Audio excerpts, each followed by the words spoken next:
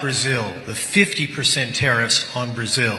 Can you explain why they are being hit with 50% tariffs and why it falls under the umbrella of the International Emergency Economic Powers Act?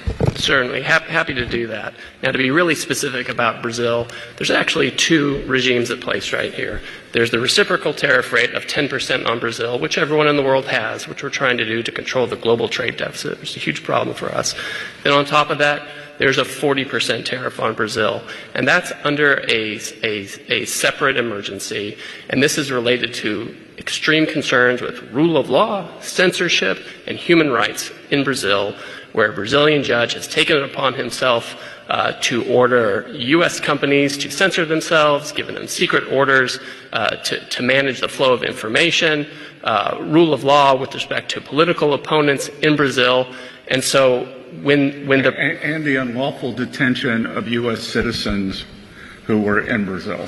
Correct. Now, the Treasury Department has often used IEPA, which is the shorthand for the law you're talking about, to impose sanctions, which will cut off countries or companies or persons entirely from the U.S. financial system and cut off trade entirely.